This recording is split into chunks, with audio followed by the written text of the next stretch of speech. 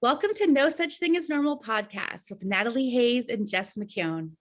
This is a casual podcast where we talk about all the things you're not supposed to talk about in order to help you normalize your real life, because really we're all just a bunch of weirdos having a completely human experience in a society that asks us to pretend like we're not. And I'm your host, Jess, a gifted spirit baby medium who facilitates deep soul healing by channeling divine messages. And I'm your other host, Natalie, an intuitive and transformative life coach. Be sure to subscribe where you listen to podcasts, watch our 100% unedited episodes on YouTube, and you can follow us on Instagram at McJaguar and at Intuitive Natalie for more weirdo and woo-woo content. And if you like this episode, please be sure to share it, rate, review, so that other people can unleash their weird with you. Let's talk about sex, baby. Let's talk about you and me. That's the only song I know when I think about let's talk about sex. You don't have like a sexy time song? Oh, I don't. Do you? Yeah. I don't know. Is it too personal? Play it for me. No. Okay. So wait, this is the song that like gets you in the mood. Is that what you're saying? Is that your sexy time song? It's like this. It's like a song that has the potential to, but it's different from the song that I would strip to. You should always have like a song that you would strip to. Natalie, I'm learning so much already. Okay. I have karaoke songs. I do not have strip songs. Yes, I mean, maybe like Pour Some Sugar on Me. Why is that a song? My ex-boyfriend's mom, like Def Leppard, got her. Like, and I do not get the appeal. That's just like a pulling out of the ether kind of a thing. I'm gonna come back and report on my strip song. What is your strip song? It's Give Me One Reason by Tracy Chapman. Give me one reason to take off my clothes. I don't think that's the words, but it is good. But it is it because it's kind of like, I was gonna say it's sultry and kind of you're like a slow take off the gloves kind of a person. Swing it around. Yeah. Okay. Yeah, I'm pretty much just like naked. So I need a short song. You need a very short song. Okay, and then a get it on song is that because I think sometimes you can like put on music and be like, hey, yeah, when you're in the mood. I've definitely Googled on Netflix like getting it on playlists. Spotify has sex playlists. You just have to look for them. Music, sex, I like all that. I like all the atmosphere stuff. Mm-hmm. I like candles, I like music, I like lingerie. I like it all. If you guys haven't, we're talking about sex today. Yeah. Welcome. Come on in. Just really jumped right in. Lube on up. Oh yeah. Let's talk about all that stuff. So I love sex. Love it, love it, love it. It's my favorite. Because I think it's a big area to explore. Mm-hmm. Although it's a big area that can get very boring, very fast, very mundane if you don't like tend to it, I would say. I like all the toys, all the role playing, all the things. Give it to me. Where's Scorpio in your chart? Oh goodness. It's like your Venus in Scorpio or something. Let's see. One day when you ask me these questions, Natalie, I'll be like, you're boom. Gonna know. One day. Where's it for you? My 12th house. Which means?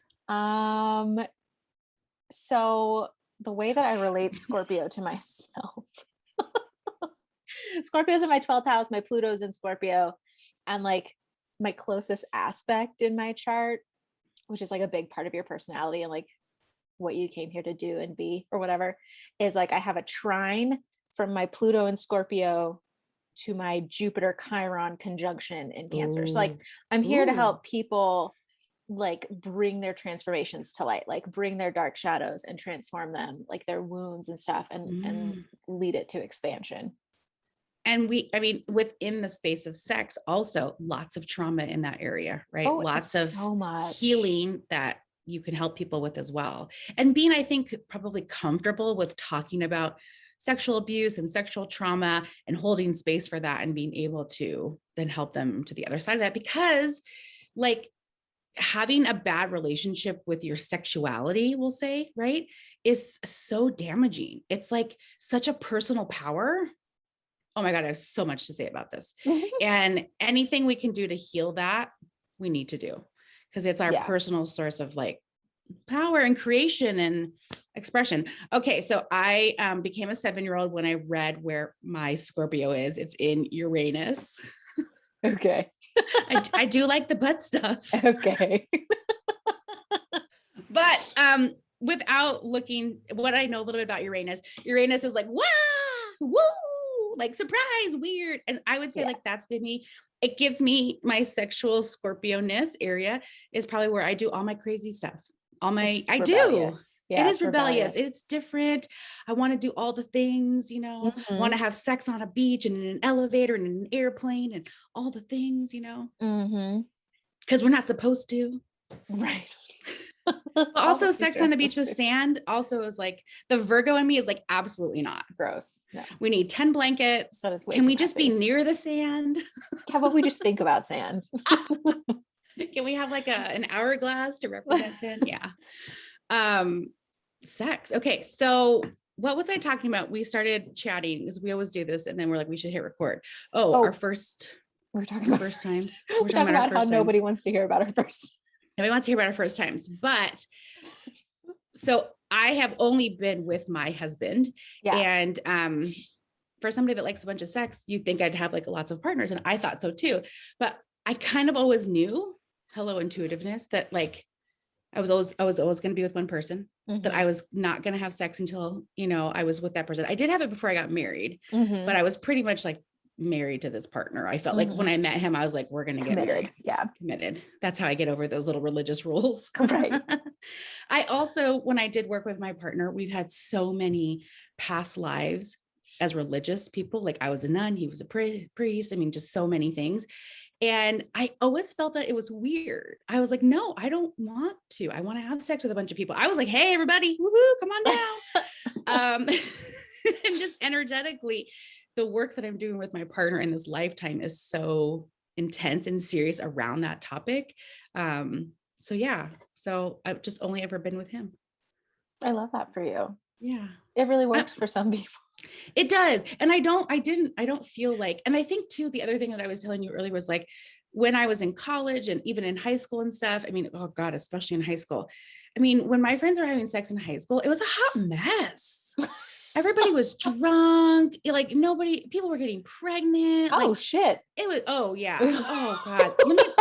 This one girl, I felt this is what I was just like, I can't understand. She was with this guy. They had a baby. He left her. And the whole community was like, well, fuck that guy. We're going to support you in this baby. Great. He comes back into town for one night. She gets pregnant. And he leaves again. And so I was just like, hey, there's too much possibility of like this kind of bullshit happening and, you know, and heartache and, you know, like you sleep with a guy and then they're just like, peace out. They don't even talk to you and they ignore you. And it was too much for my little teenager self. So I just held space for all my friends. Good on you for having that awareness. Tell me about these gross guys that are drunk and fondling you and high school sex, right? I did not have that awareness. I didn't have sex till I was like a senior. So I don't really know. In high school. All of that. Yeah. And were you like ready? Did you feel pressure? Like what was the deal? I was mostly just curious. But, you know, like all of if you're feeling any shame about like your sexuality or libido or butt stuff or whatever, like it's all conditioned. That's all conditioning. There is no shame is conditioned. So I just was like told my whole life, you know, growing up in the church, like you have to wait till you're married, don't have sex. And then like my mom is so open with me that like on my 15th birthday, she's like, I didn't wait till I got married. Like it came out like a confession. And I'll never forget it. And she told me everything. And then like, I remember the first time I had sex in high school and I like came home, my mom looked at me and she was like, you had sex. Oh my God. How is it that we can like tell? My mom is we can all tell. So intuitive. Like, yeah, that's right. So intuitive. So she knows. And what was your review where you were like, yeah, I was all right. It really wasn't anything to write home about. But also I didn't ever have an orgasm with a man. I didn't know that you could. Oh yeah. I mean, orgasms are like, okay, so I'm reading this book. It's not around here. I don't know where it is. But it's a channel text from Mary Magdalene, who's one of my guides. And she talks about, it's about sex magic. And so like, that's where I am on my journey now. I'm like, okay, none of this like bullshit, like whatever, like okayness, like it's all about the orgasm. It's all about the sex magic. And like, when we create an orgasm, it kind of like ripples out beyond our physical body. And so one of the things she was saying is like, you know, you need to kind of like cuddle or be like, have your partner like close by, because of like all this sex magic stuff. Now it talks a lot about, listen to this, the sperm hitting the walls of the uterus. I was like, whoa, that's a little like, that's a lot going on there. And it is very like male female partner, right? Because she's Mary Magdalene. But there is in her awareness, because this was channeled, you know, more modern times, she does talk about like same-sex partners and how you can still get sex magic. It's just like a slightly different sort of like thing. But I feel like, I wonder if I channeled her now with so many things changing, because there's a lot that I do with my work that is very binary. We're going to say that, right? And especially with my guides, right? Jesus and Mary, very binary. But as I start to like open up and see how things are working, I'm curious what they would say even now about sex magic and all this kind of stuff. Non-binary sex magic. Yeah. And like, we can't really just be like limiting it to like men and women having sex. Come on. I mean, we've all been having sex with each other far longer. Don't you feel like we've all like homosexuality is not new. Yes. Yeah. It's not a new concept. It comes with birth, people. So yeah. Okay. So orgasms with a guy versus with a gal, should I say? Like then when you had sex with women, you're like, oh, there it is. I had no idea. I was like, what is this? This is what they write songs about. I'm like, sorry. I highly doubt any of them listen to this, but I apologize to all the men that I've been with before, because I was lying. Sorry. It was faking. I mean, I think the faking, from what I've heard, is it's just like you just wanted them to get off of you and be over with. And I think it's also like you're not in sync, you know? And so it's just that like, I just didn't know. I had no idea. Like I grew up in Texas, and like all they teach is abstinence and all they teach is male orgasm. Like nobody ever taught me about the female orgasm. Wait, so were you doing like, you know, what's her name? Sally from when she's like, oh, yes, yes, yes. I mean, were you just like making the sounds? I mean, like not to that extent, but like just enough to where they like believed that it was okay for them to finish. Oh, right. Because there's all this like, let's orgasm at the same time. No, you guys, like, well, I wouldn't know the timing level of that. It's like for movies and shit, you know, like don't worry about timing it perfectly. I mean, if you get it, hoo-hoo, great, you know, but like otherwise, you know, just one and then the other is fine. Take turns. Be nice to your partner. Yes, be nice to your partner.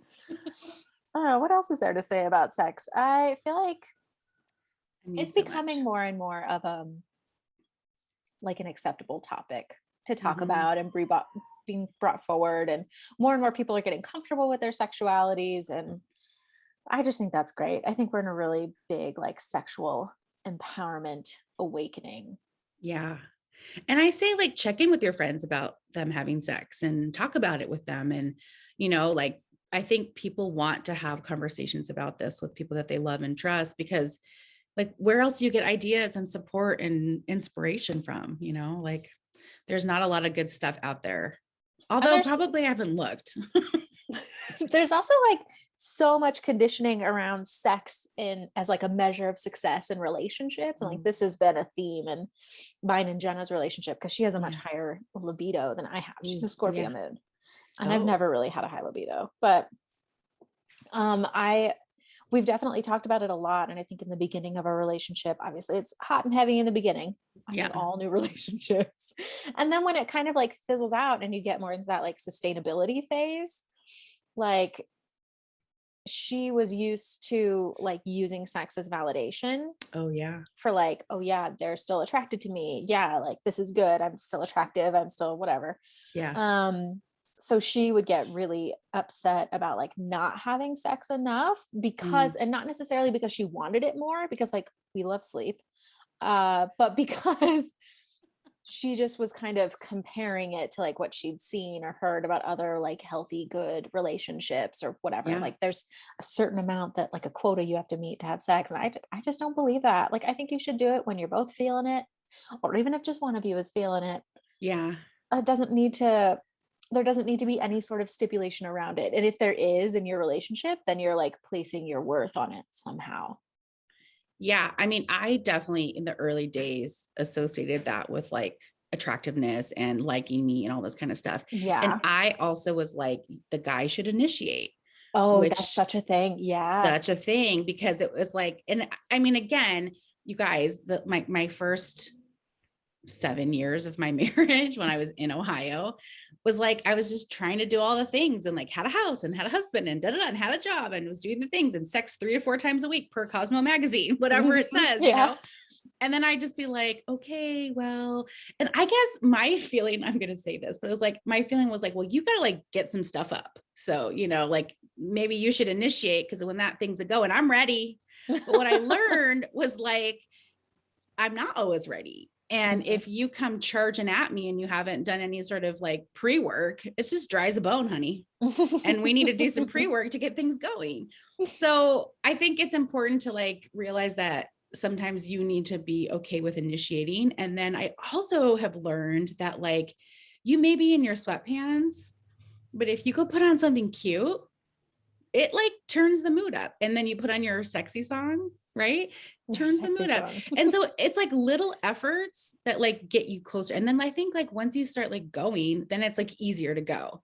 And that's kind of Mhm. what I've learned, is that like, I was like, oh, I just thought we would be like jumping over each other all the time, like we were in the beginning. And it's like, no, after a while you have to like Effort. get yourself in the mood. Yeah, it does take some effort in like committed relationships. If you want to be in a long-term committed relationship, then it does take effort, which doesn't have to be hard. It's No, just a and it can be choice. so fun. Yeah. But I'm so interested in like all this like sex and shame stuff, because I probably have so much from movies and TV, to be totally honest. That's all conditioning. Yeah. Like it's so horrible. Like there's even a movie that kind of plays around like that, where she's like stuck in like a loop or something, and she wants to have sex with this guy, but like it keeps waking her up to the next day where they're in bed with the things and they never actually have sex. Because it's like when you watch stuff on the TV, you're like, well, that happened fast. Well, oh my God, and then, oh, an orgasm, then they're done, And so when you actually go to have like real sex, there's all this fumbling and there's this time and there's this and there's this that, and it looks nothing like the movies. I know. I don't think that the movies are doing like younger generations any justice. God, It's unrealistic. no. I watched way too much. I got way too much information. I wasn't allowed From to watch any sexy movies. So like I didn't really Mm. have any kind of pre-work going for me. I was just very curious.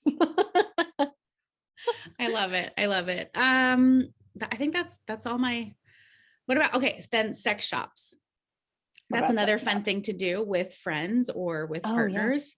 But sometimes I've experienced some people who are very like snooty, shall we say, in the sex shops. Snooty. Yeah, not very helpful and friendly. Like, Like work, like employees? yeah, What? yeah. I didn't get good vibes from them as I was trying to get Hmm. some vibration. I guess I just felt like they were like, you don't know what you're doing and you don't know where this goes and you have no idea. And I was like, I'm a baby sex shopper. Just help me, show me Mm, around. And I didn't get that person.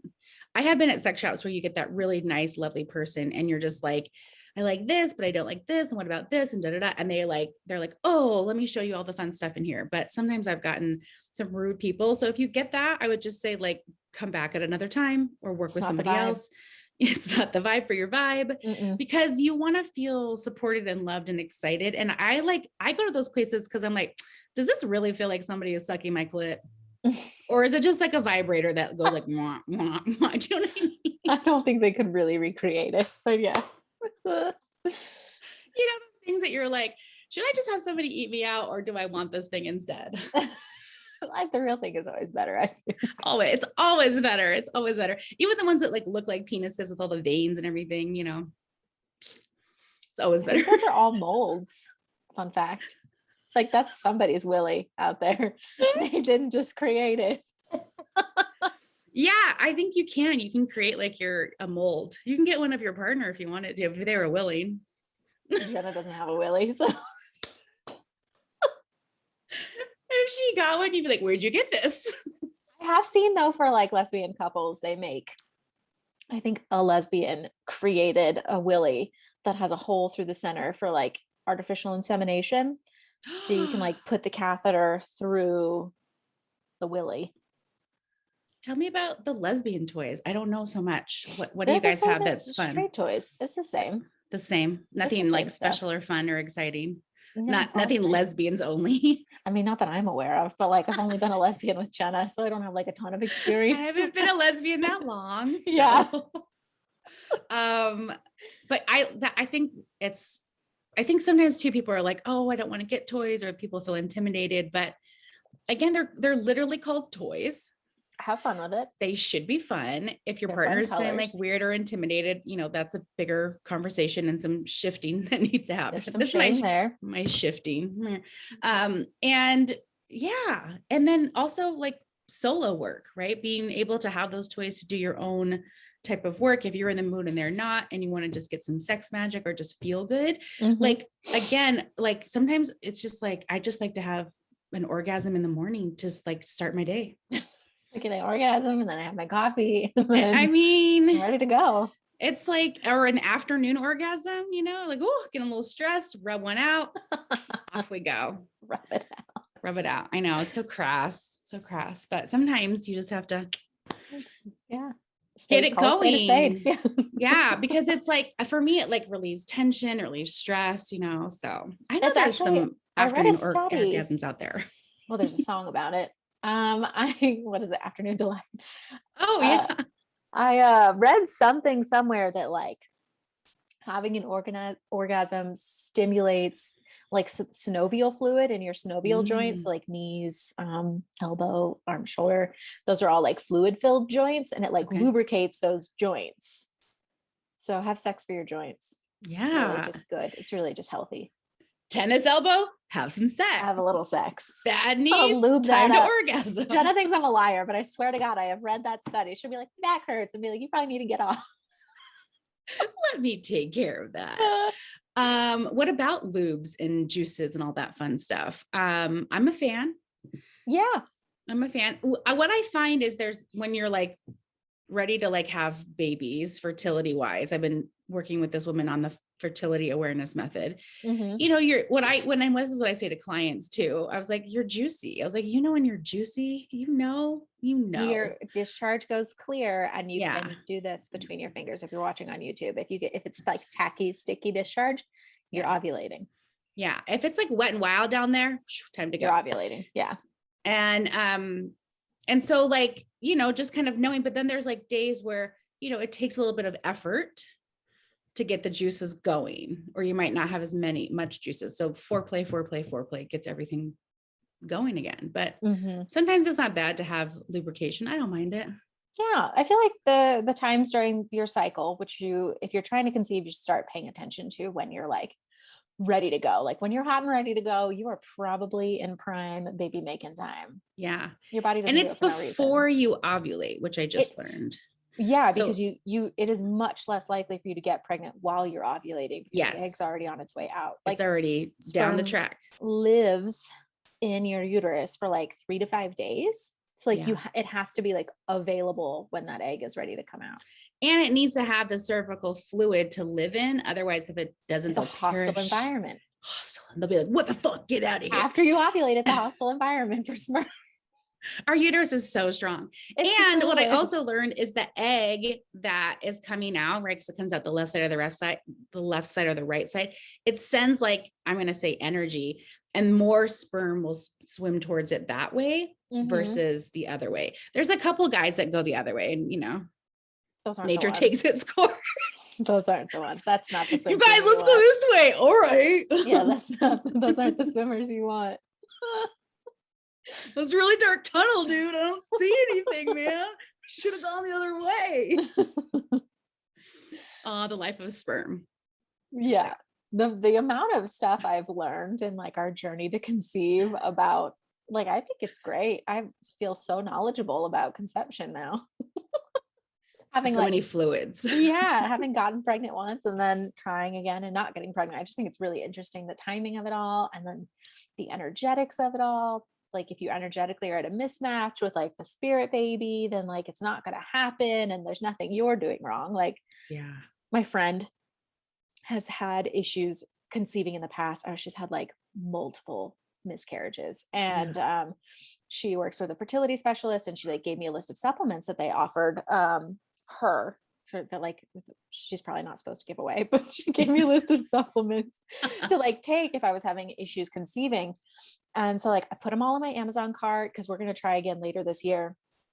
And I keep like muscle testing, which like if you don't know how to muscle test, it's a great tool to have. I teach you in my course Intuition Unblocked, which you can email me about. But I keep muscle testing like, okay, it's of my highest and best good to get these supplements. And it says no. So like, I don't really think there's an issue with my cycle, even though we've tried conceiving multiple times and my cycle is never regular. I really think it's like an energetic timing with the spirit baby and me. Yeah. And it is. I know. I know, you know. But I think for people who maybe like don't know that or haven't had a session with me or haven't, talked about the spirit babies, like I think that's one of the hardest parts is when like the baby is waiting for a certain timing or a certain readiness of the parents or of themselves. And the parents like, I'm ready. Let's go.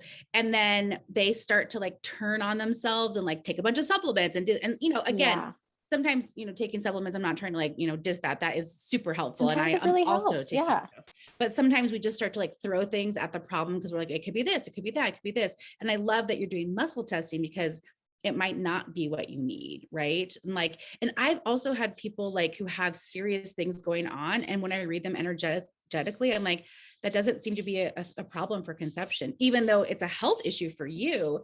It's not actually impeding your fertility or your conception. So that's wild too, that people think like you can still have things going on with your body and still get pregnant. And then vice versa, you can have things going on and that prevents you from getting pregnant. So many uterine fibroids. That's been a big thing.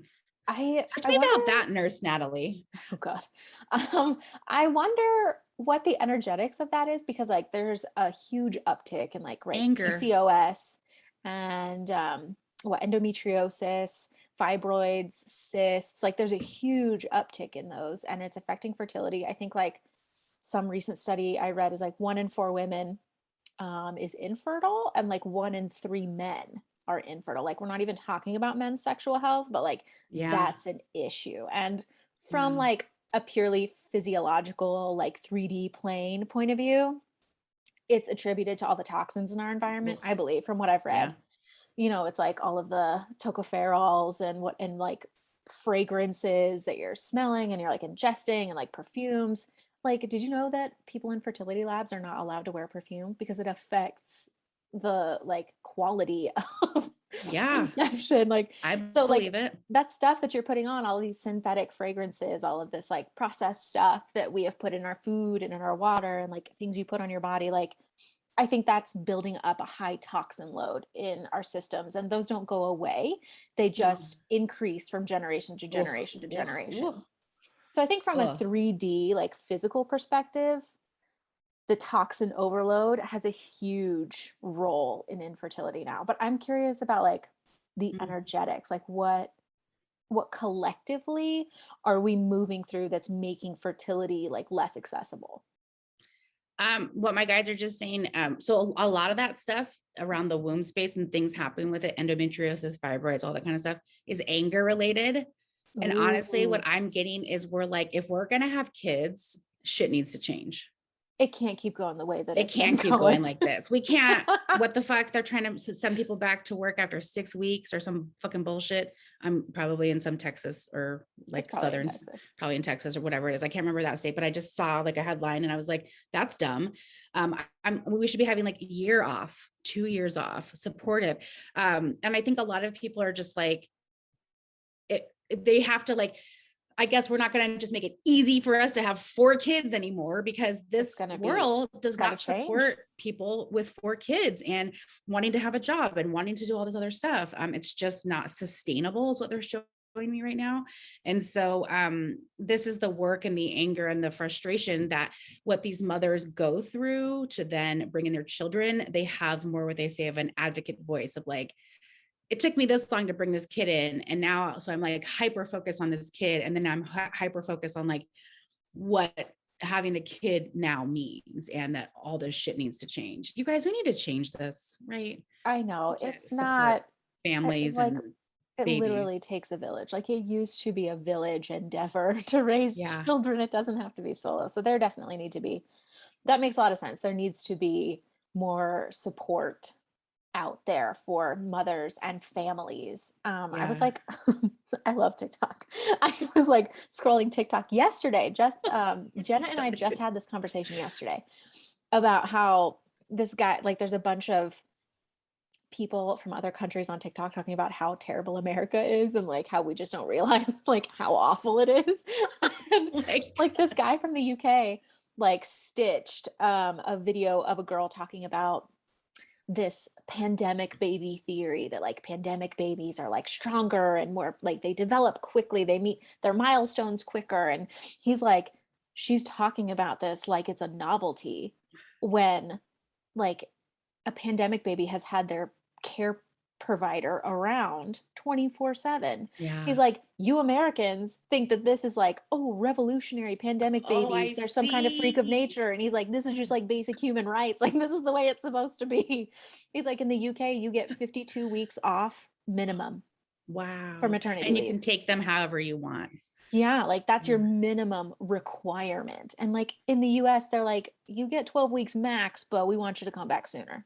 Yeah. And there's other countries where they're like, the dad also has to take paternity leave and they like fine them if they don't. I was like, damn. We need that. We need that. We do. Okay. I have to tell you just a funny side note, because you know how you said you found like lesbian TikTok and you're like on all those things. I love lesbian TikTok. Yeah. I am on like religious TikTok because, you know, Jesus, Mary Magdalene, right? And I'll use a couple of those hashtags.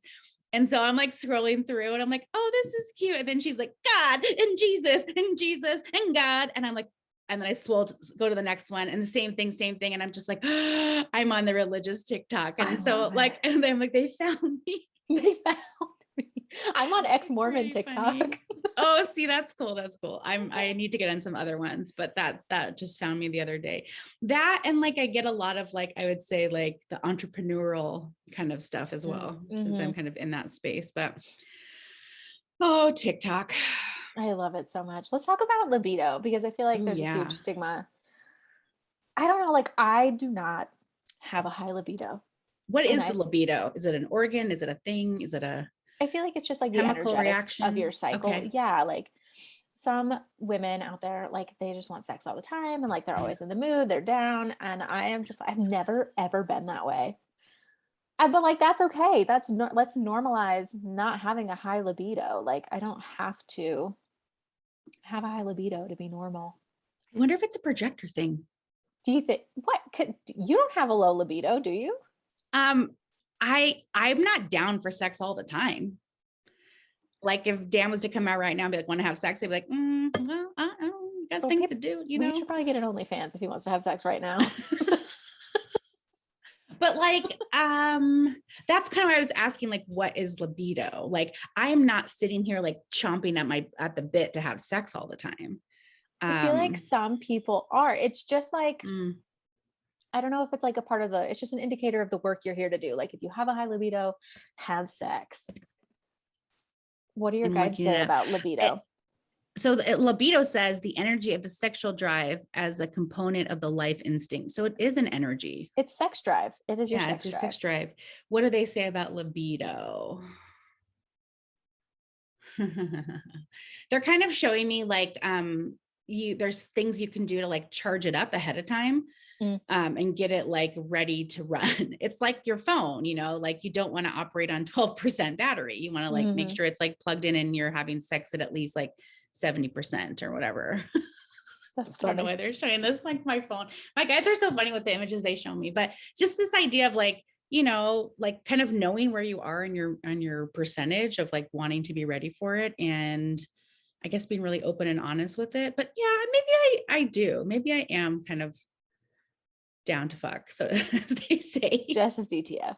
DTFs, I feel DTF like boots. I feel like it has a lot to do with your cycle too. And if you don't have a good Yes. relationship with your cycle, like your libido is going to be lower because it's so physiological. I've been paying attention to my ovulation, obviously tracking it to like gear up for conception again.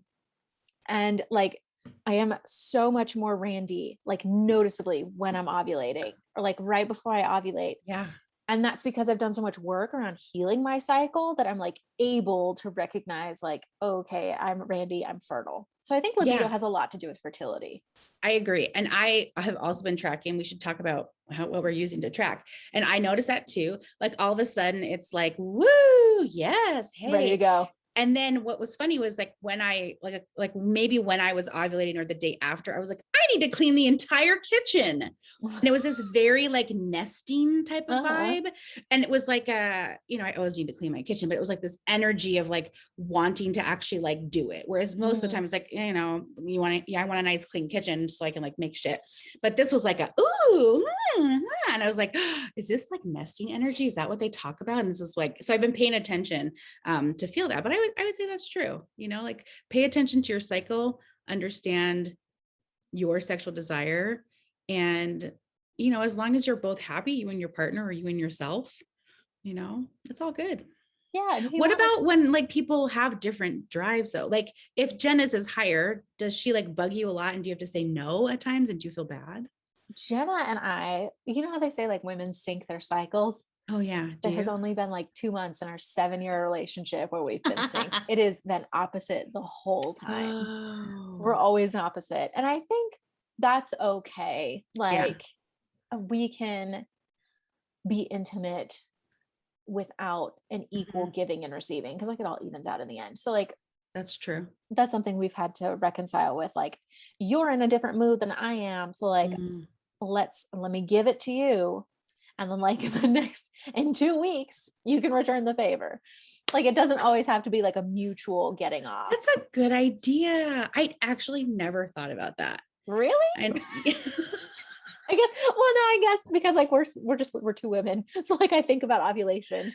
No, but I mean just the idea that like that I would just do something for my partner if I wasn't in the mood. Yeah, it doesn't have to be like both. And it like not saying you have to give without receiving. Like if that's not your jam, then you don't have to. Please say no. But maybe that's not my jam. I like to give and receive. Please. And sometimes I say no. Sometimes I'm like, I'm just really tired. I'm going to be like, so about 2 weeks ago, I did this thing and I would like to cash in. It's too much tracking. No. Oh my God. Let's see what else. They're also kind of saying like there are certain foods that can affect your libido. And it, they're showing me like the oysters and all that kind of stuff. Really what they say about that is like, usually if you're having oysters, you're probably having champagne and you're somewhere fancy and you're probably having a nice time. That's really the atmospheric. It's the vibe. It's less so the slimy fish.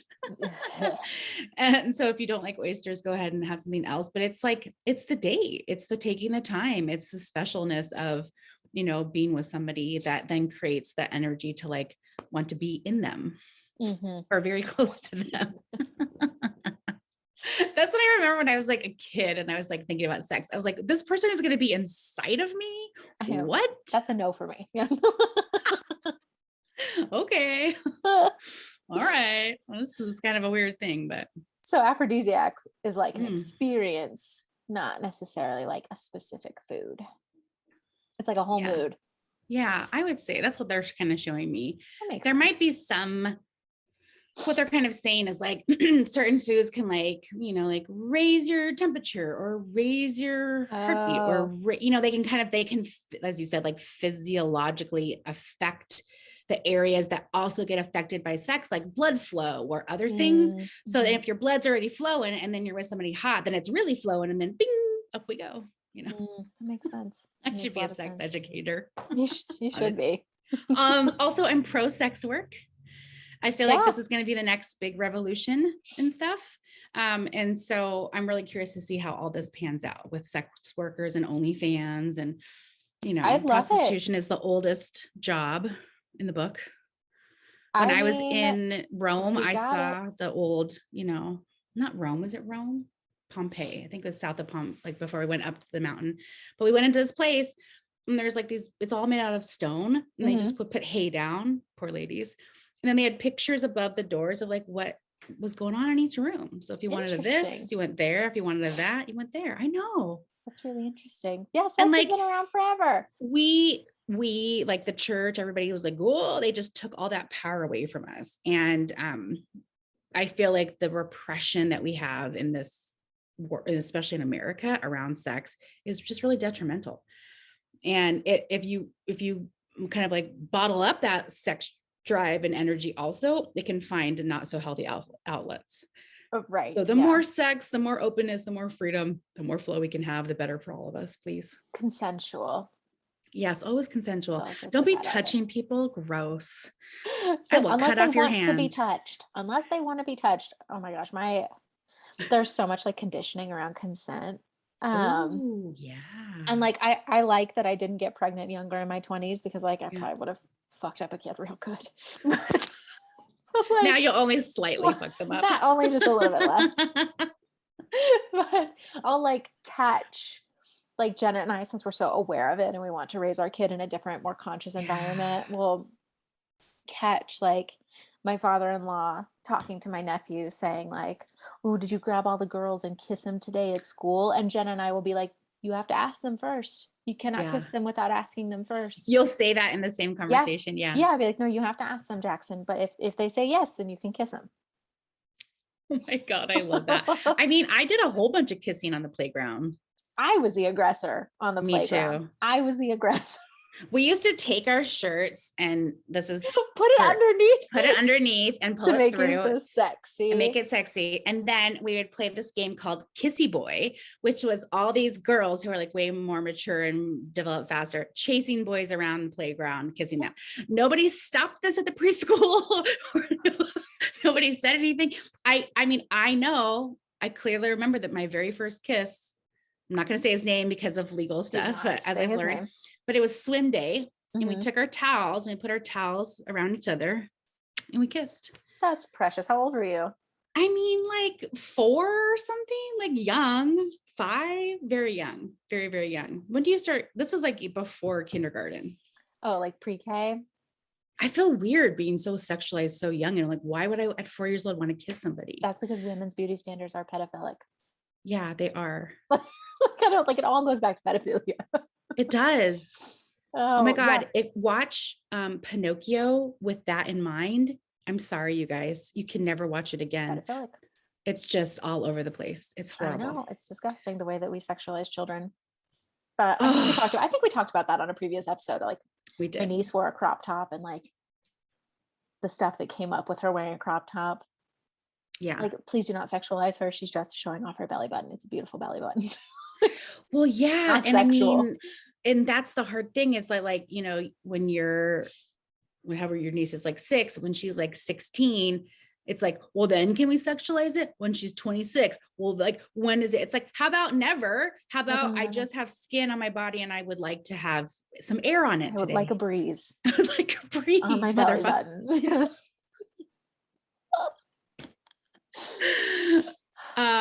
Okay. Well, we kind of came by cycles and then came back around. Let's get into cycles. Cause I feel like cycle work is so important, especially like millennials. Cause you know, Chiron is generational, like your wounded healer or whatever. And like all of the people around my age, millennials, their Chiron is in Cancer, which is healing the mother wound. Ooh. In the womb space. In the womb space. Yes. So I think millennials are doing a lot of cycle work. Yeah. I mean, you guys came up with that fancy, cool cup thing that I still haven't figured out. I love the cup. I will tell you all about the cup. I use the cup. I know one of my friends was like, and you can see how much blood you have and you can do this and you can do that. And I was like, okay, I guess, I don't know where to start. I feel like there's now so many of them. Mm. I'm not opposed to the cup. I Tell me use the what cup. Jenna does not use the cup. I think like she has a heavier flow and it just doesn't what is it, work. like overflow? Or you have to like empty it a lot? Can. No, it depends on how heavy your flow is. My flow is not that heavy. Only on like Okay. days 1 and 2 is it heavy, and Yeah. you just dump it out like every couple, like 4 hours, I'd say. But I can leave it in for like 12 hours and be okay. I can leave it in for a whole shift on like day 3. But I wear the cup, and then I wear like period underwear, like Thinx underwear, and then you have like a waste-free period. Okay. So I've heard there's like weird chemically things and things. Have you heard about that? I have not heard about that. If there are, please tell me because I'll get a different brand.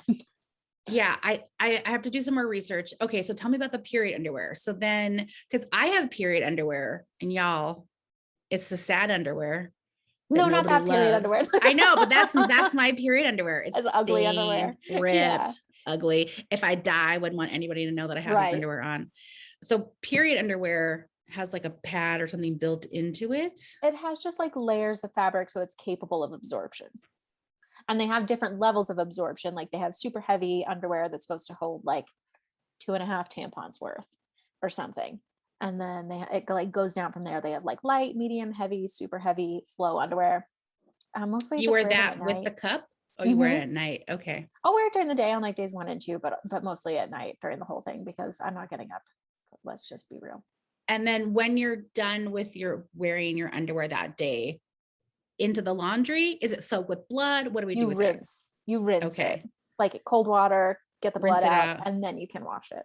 Okay. Okay. That's good to know. It's good to know. I'm reconsidering. I want to reconsider all this because I've used like janky tampons for forever Mm-hmm. and big old like diaper level pads. You guys, in my day, we would go into the school and the pads were so big that it looked like you were got off a horse. Yeah. And you'd walk down the hallway and it'd be like, whoosh, whoosh, Yeah. that like, everybody knew. So it's not funny though, that like all the period stuff is like, don't bleed and show us, ladies, where I'm like, I want the fucking red tent. I just want to sit in an open pit with women and just bleed the fuck into the earth. Okay. None of this stuff and things that but it stinks. I mean, we're going to be burning herbs and lavender and having a fire. That's better. We're going to have people like tending to us and like massaging us and like bringing us food. I love that. There's so many chemicals in like tampons, like regular, like Tampax, tampons, yes, Kotex, yes. whatever, like so many chemicals. You have it's just like a chemical bond that you're putting in it. Yes, I do get the organic ones, but still, I feel like, again, it's so much waste. It's so much whatever. So I would love to find newer options. And I would say that like, I hated my cycle for the longest time. And I took that birth control where it was called seasonal and you only have it like 4 times a year. Yeah. And I thought I was like living my best life because I was like, fuck this period shit. Meanwhile, I was like fucking up my shit, not knowing. Right. And when I think I was like talking to somebody about it and they're like, that, it's actually like tricking your body to think that you're more in a menopausal state, not a pregnant state. And I was like, what? It kills your ovaries. Yeah. So I got off of that soon. And, but I just was like, I hated it. My period was annoying, dealing with it, the blood, the changing at work, the bringing the tampons, going to the bathroom with it, like, well, what's that? Nothing, like all this slipping in your pocket, like all the fucking shit. It's all conditioning. Oh, I know. And I was just like, there's gotta be a better way because this comes every month. Right. And it's not like, new. I'm tired of hating it. And I did a lot of work around like, like I have some friends that are like painting with their blood and I don't know if I'm there yet. I don't think I'm ever going to be there. Make some face paint. No. But and especially when you're trying to get pregnant too. And like, your period just becomes that like, you failed, not this time, and so you're already in a like rageful mood. Then you get that news and you're just like, ugh. And that was like too much of a cycle for me. So I made an effort to change it. Yeah. Like healing your relationship with your cycle. That I feel like that's so important. And I was also on birth control because it was the responsible thing to do as a teenager. When really we should have just been talking about cycle tracking and condoms. Yeah. Yeah, exactly. I Should have know. been talking about that instead of like, here's a pill that may or may not fuck you up. My boobs were huge on birth control. Also, like a side effect of the hormones, I had like double D's. They were enormous. That's interesting. I, I've been off of it for so long, but I don't know there's probably a whole bunch of other weird cycle stuff. I also, coming off of birth control, I quit when I like right before I separated from my husband, because I was like, I don't think this is really good for me. Yeah. And then now, of course, I don't need it. But, but Yeah. like coming off of it, I had terrible acne, and it like your Oh, hormones originate in your gut. shut up. So Really? like, yeah, so like it's like precursors for hormones are formed in like the lining of your gut and like your bowels. So like taking birth control fucks up your gut, and when your gut is fucked up, you get acne. So Oh, like healing my gut, like healing like IBS and all of these different issues healed my acne, and then like my cycle, like it was all like a cascade of events, but it manifested as acne. Like you need to look at this acne, and then I like cut out eggs, dairy, like high hormone foods, yeah. Yeah. and then my acne, like I have had clear skin ever since I did that. Whoa. I've been off of it for so long. So I can't recall anything, but I think just the whole like pressure of it. And like you said, like being on it to be pregnant or not pregnant, like, I don't know that that was really helpful or good for me either. Honestly, it didn't really like make me love my cycle anymore. It kind of You makes you know, hate your cycle because you're like, yeah. just get rid of it. Like it's a problem. Yes, that's really what it felt like. And that when I had it 4 times a year, I thought it was like so amazing.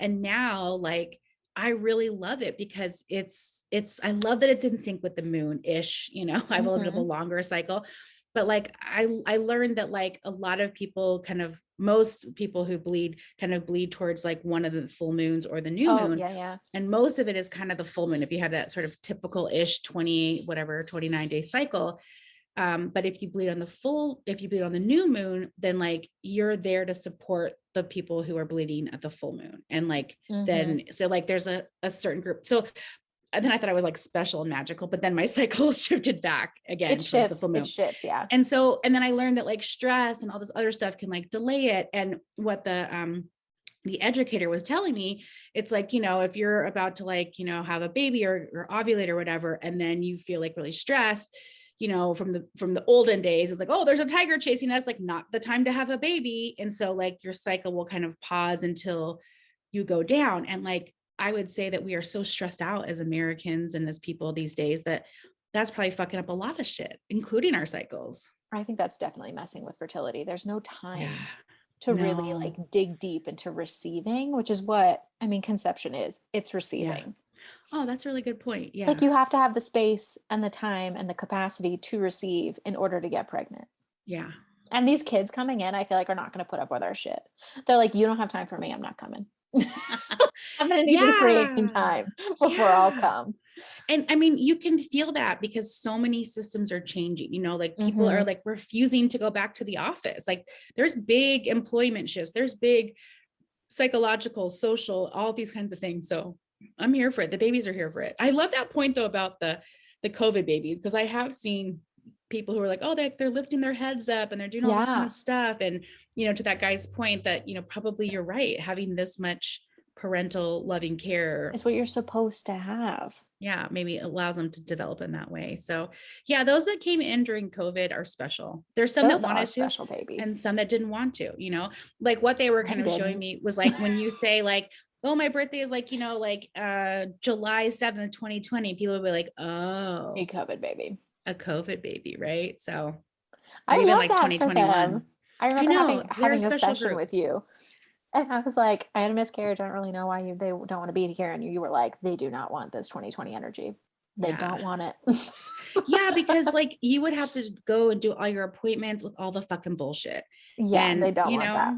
and like you don't want that either, right? And they don't want that for you either. They're just like, no. And it's like, a lot of people say like, oh no, I'd be fine with it. I would do it. And it's like, of course you would push yourself beyond your natural thing that your baby knows that you don't want and do it for them, but they don't want that for you. They don't want us to just like go ahead and do it anyway, because that's what we always do. We just be like, well, fuck it. We're just going to push through. And the babies are like, can we stop pushing through They don't want that. Yeah. They're like, no, we're not going to settle for that. Yeah. Yeah. So, and the thing is like, we come in at the conscious level of our parents, right? And we expand from there. Everybody is so expanded these days that these babies coming in just have very high requirements. I don't know how else to describe it. I know they do. They really have very high. I really feel that from them. Like there's fewer coming because of how high the requirements are, which is just going to make our planet better. Mm-hmm. I can't wait. I've been talking to so many cool babies and they're just like, they're ready to go. And, they will also, they also recommend like, put on some music, put on some flowers, like get into the mood. Like it's not a job. They want to be created in that atmosphere too. Yeah. Even like you, like when we were talking about like having to do like with the catheter and all that kind of stuff, it's like, how do you make that sexy? Maybe that part isn't the sexiest, but the stuff before and after, is. You have like 20 minutes before the sperm thaws to get sexy. So wait, do you just like put it on the counter? How do you thaw sperm? You put it on the nightstand. That's what we do. It comes to, it thaws in like 20 minutes. So you have time. We set a timer. Like it's like we're ding. Is it the oven timer? And I actually think it works out because most of the time, like I said, like Jenna and I are mismatched. She's not ovulating. I am. Yeah. It's like, it doesn't have to be a long drawn out thing. So interesting. So I did a really cool healing this morning in my records with my cycle, because we're like talking about conception and I'm having like tons of dreams about babies, like tons of dreams about babies. And like Jess and I were talking about earlier, like you have to really be in a space to receive. And I think a contract for my soul was like, I couldn't be a nurse and a parent. Oh. So you guys are hearing it first. I put in my 2 weeks last week. Yep, it's done. It's over. Contract complete. So I feel like now I'm in like a space and a time to receive. And so I went in my records this morning and like my cycle's always been super irregular. It's never really bothered me, but I thought like maybe there was something to look at there. Yeah. Does that mean like 1 month it's 28 days, the next month it's 35 days, the next one day it's like 1 month it was like 25 and the next month it was like 30 days. Like it's a big jump. I never know when it's going to come. Yeah. Yeah. Okay. So I went in my records this morning and I sat with it and like asked them to pull forward whatever block that I was experiencing to having a regular cycle. So I just like asked them to pull it forward. And they showed me like a very emotional time in my life growing up that like had to do with like the womb and motherhood and like this whole womb energy and how like unstable it felt. And like, so basically I was choosing an unstable period as like a reflection of that time in my life.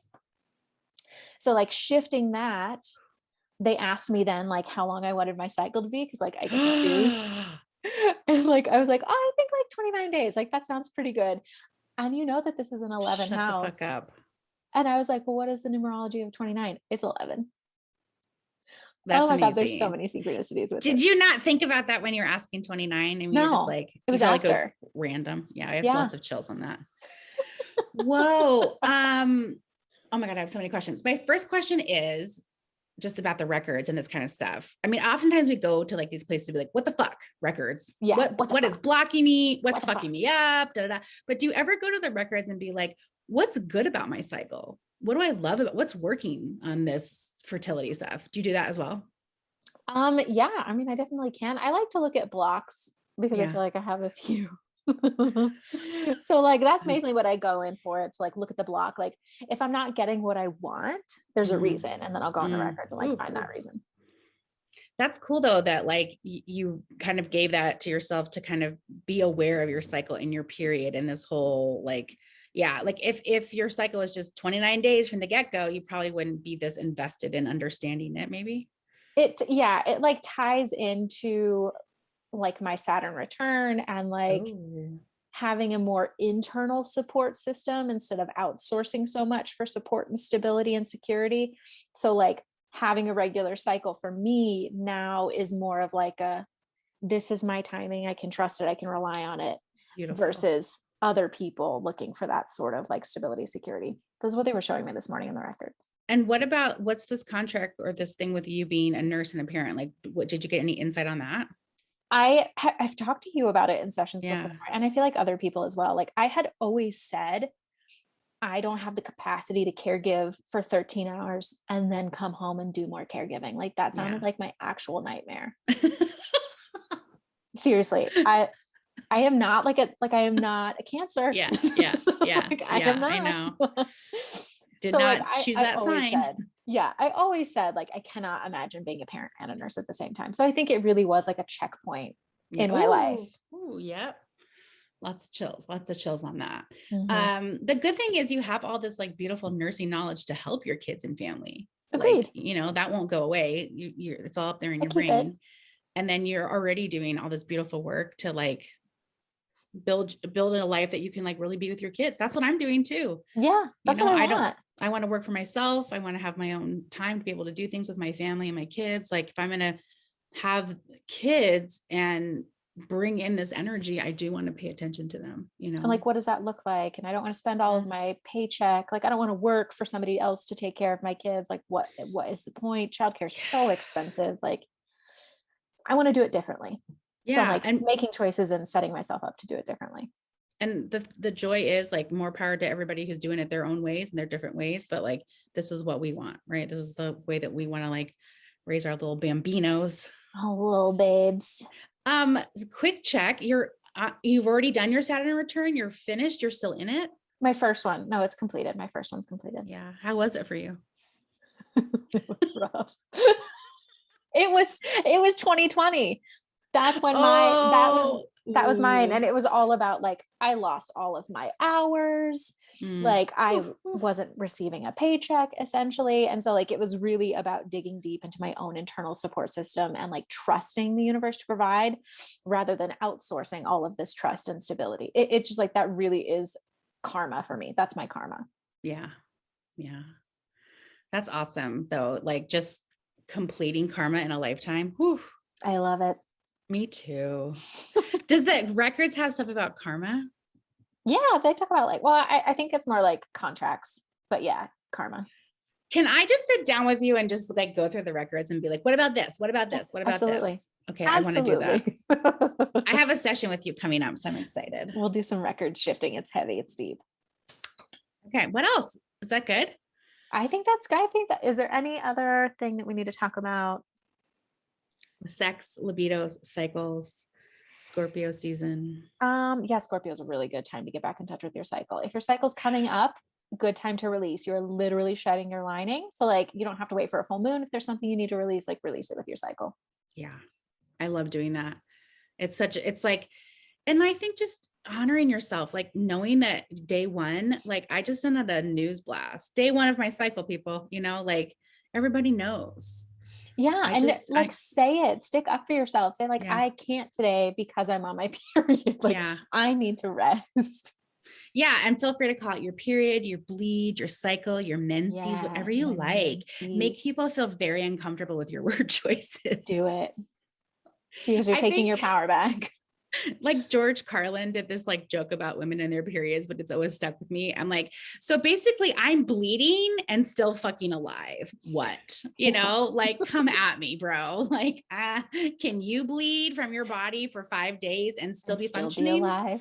Yeah. I don't know. You tell me.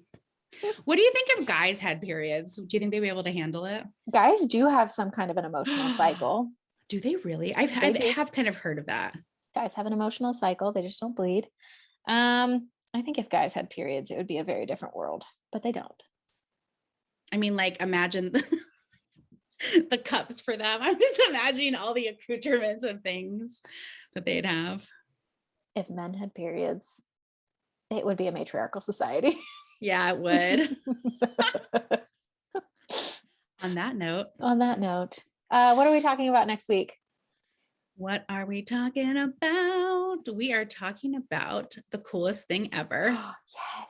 the subconscious and shadow work. Because we're in this like Halloween-y Scorpio season. Subconscious is where it's at. That's the main focus of Natalie's work.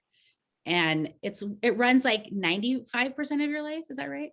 Oh my God, it runs like all of your life. 100. Yeah, all of your life. Those percentage people don't like to like really say 100 a lot. I know. Like, it's really 100. It's like 100. And then shadow work. Oh God. There's so much to say about shadow work. We're just gonna be like, you probably heard the term. It's not as scary as you think. That's what I like to say. There's actually can be some cool stuff in the shadows, but it is a necessary part of your spiritual development journey. You cannot avoid. Don't avoid. You cannot avoid. You'll just come back and do it again. Yeah. So that's stay tuned. Stay tuned. Can't wait. We'll see you next week. Bye. Bye.